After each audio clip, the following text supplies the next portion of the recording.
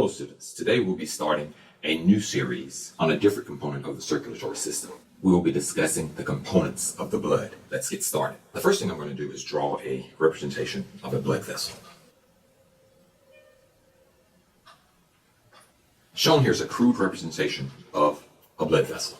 This is a segment of a blood vessel. The yellow inside represents the liquid. We're going to identify that liquid later. So I'm just going to put here a reminder for myself. The yellow is the liquid, and we're going to identify that liquid in this lecture.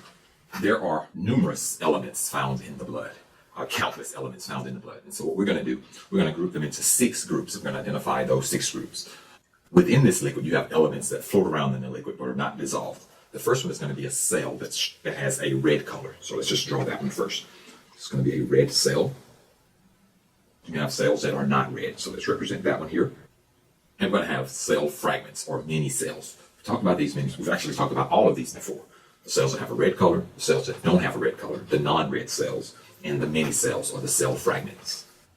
Now I'm just going to describe these 3 items. We have our red colored cells, our non-red colored cells, and the cell fragments. So I'm going to annotate those here. And so this is our first group of elements that are found in the cell. The red cells, the non-red cells, and the cell fragments. Together, these elements make up the formed elements because they form into something that's not dissolved within the fluid or within the liquid. And so we're going to call these formed elements. So one will be our formed elements. And we'll name the specific cells later. The next element found in cells are going to be proteins. So I'll put that one here. So 2 will be proteins. The first group of proteins will be those proteins that are involved in regulating tissue fluid volume. We've already drawn those. I'm just going to show them here. And so we represented this protein like a vacuum cleaner. And so these are our osmotic pressure proteins. And we'll name that in just a second. Well, that's the description. These are the proteins that are involved in osmotic pressure. The second group of proteins we talked about with clotting. These are the pre-fiber segment proteins. And they join together to make the long strands that cause the blood to clot. So let's represent those proteins here. So these are our pre-fiber segment proteins. So remember, they join together or they polymerize to make our long clotting fibers. And the last group of proteins, they all go into one group, and we'll call those the other proteins. And they're involved in things like transport, a variety of things, specifically though, transport and immunity. And so we're just going to represent those. Some of them are small, some of them are medium size, and some of them are large size. So we're going to indicate those here. And so these are our 3 groups of proteins. The first group includes the proteins that are involved in the osmotic pressure. Second group includes the pre-fiber segment proteins. And the last group is a generic group of the rest of the proteins. Some of them are small, some have a medium size, some of them are large. Now this large protein is involved in immunity, and we've seen that one before. And so what I'm going to do now is annotate all of these proteins.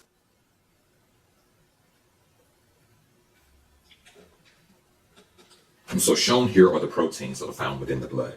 The osmotic pressure proteins comprise one group. The pre-fiber segments comprise another group, and then all the others, which are grouped into small, medium, and large. And the large ones have this Y shape, and they're involved in immunity to protect us against microbial infection. And so those are the proteins found in the blood.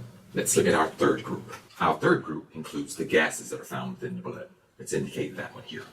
Now we've already seen 2 of the gases. We've seen oxygen and we've seen carbon dioxide in the last series of lectures. So let's just show those here. So we've seen these 2 gases already.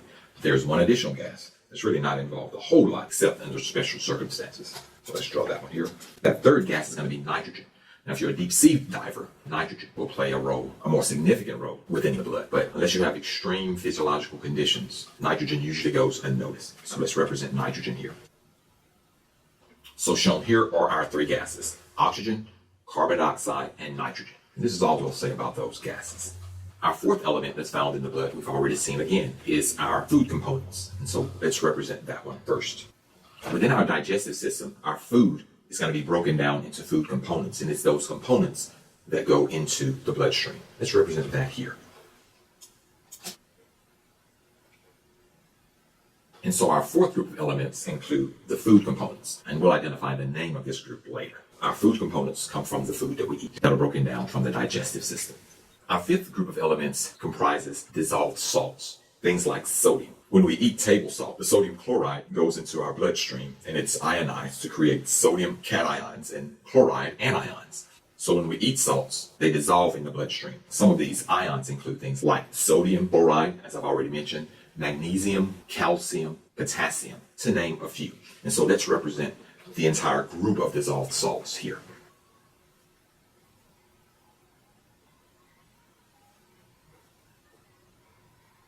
So our fifth group of elements includes the dissolved salts. And this group has a special name, and we'll identify that name later. Let's identify our last group of elements. The last group of components includes waste. We've already seen that waste is transported in the circulatory system. Waste includes things like urea, uric acid, creatine, bilirubin, and so we'll identify a few of those here. And so in this lecture, we're only going to identify waste as one of the 6 elements. We'll give 2 of the examples in a later lecture. And so shown here are the 6 components that are found within the blood. Let's summarize these. The first one is going to be the formed elements, which includes the cells that are red, the non-red cells, and the cell fragments. We'll identify the specific names for these in a later lecture, in the next lecture. The second group includes 3 sets of proteins. The first one is going to be the osmotic proteins, the ones involved in tissue fluid volume regulation. The second includes the proteins that are involved in clotting, or those pre-fiber segments. And the third group is a general group, or a catch-all group, that include transport proteins and proteins involved in immunity. These proteins are grouped into 3 categories: the small proteins, the medium-sized proteins, and the large proteins. These large proteins have a Y shape, and they're involved in immunity. We've already seen those. And so in the next lecture, we will give the specific names of these proteins. The third group includes the gases: oxygen, carbon dioxide, and nitrogen. And of course, we've talked about the importance of oxygen and carbon dioxide.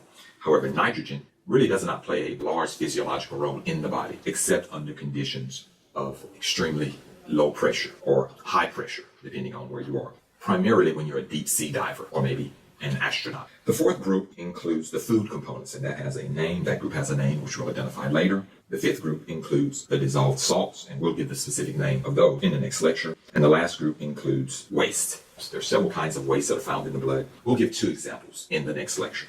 So this concludes our first lecture in a series of lectures covering the components of the blood. I hope that you've learned a lot.